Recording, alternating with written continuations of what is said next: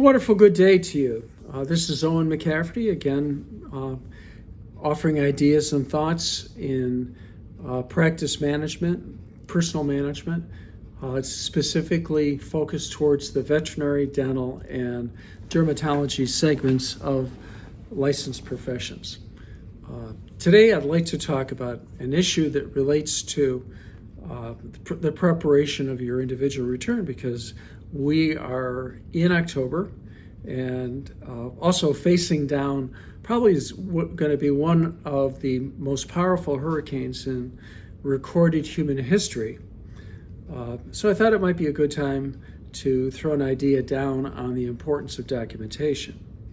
I'm preparing a return right now for a good friend and a longtime client, and there's an issue that relates to substantiation for flight time for work that is performed for a charitable organization. And of course, the deductibility for charitable hours is excluding any sort of personal donation. So you don't get any sort of value for what you're doing, even though if the charity had to go out and pay someone to do it in your stead, they would have to pay a lot more. But you get no deduction for charitable purposes for any service that you provide individually because you didn't recognize any income on it. So it follows logically. Second issue is that the Internal Revenue Code has a overriding statute. It says all income is includable and no deductions are deductible unless specifically provided. Now, the specifically provided segment's really important because you have to have some ability to show documentation of actual expenses that are incurred. A lot of times we'll see people send things to us that they are legitimate and honest expenses, but they don't have any sort of documentation. So they all fall under the old theory that, well, gee whiz, in the industry or in the segment that I am associated, the usual and customary expense is blank. And therefore, just charge the usual and customary expense times the number of hours that I incur that cost, either in using my car or my boat or my plane for whatever charitable purposes that there is. That was a really good theory back in the 1980s under the Cohen versus Commissioner court case. And that was, if you could show a reasonable basis, you could sustain the deduction.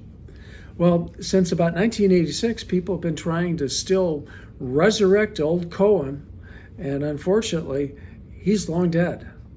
Cohen versus the Commissioner is a court case, not the person, but as the court case was given a coup de grace at the 1986 Tax Reform Act. So you can't rely on that one anymore. You have to have actual documentation. Now, actual documentation in the case of planes would be a flight log, would also mean the expenses that are incurred, such as aviation fuel, hangars, expenses and repairs that are actually incurred with documents for them. Some of the expenses have to be prorated because you're not doing charity work on a 100% basis, most probability. So it's just an example that whenever you're trying to sustain any deduction, be it charitable or business, you have to have documentation. You can't rely on that blessed old case, Cohen versus the Commissioner, because that was pretty much kicked out in 1986 with the 1986 Tax Reform Act. People, again, always try to resurrect it, but it doesn't work. So next time you do sustain any sort of deduction, use your cell phone. Take a picture of the receipt. Send them up into the cloud and then have them available for the accountant when the return is to be prepared. It doesn't take a lot of time to click, but Just as a friendly reminder, if you wish to sustain a deduction under audit, then you have to have some sort of documentation. The Internal Revenue Service is usually very reasonable. And when you get into a field audit, that is an audit off the government's premises, the individuals that they send out are usually very good, very professional people, some of whom are CPAs or enrolled agents or attorneys. And they know the Internal Revenue Code, and for the most part, they are interested in collecting the correct tax, not an excessive tax, the correct tax. We leave trying to take excessive taxes to the politicians. But you'll find in dealing with the Internal Revenue Service, they are very professional people.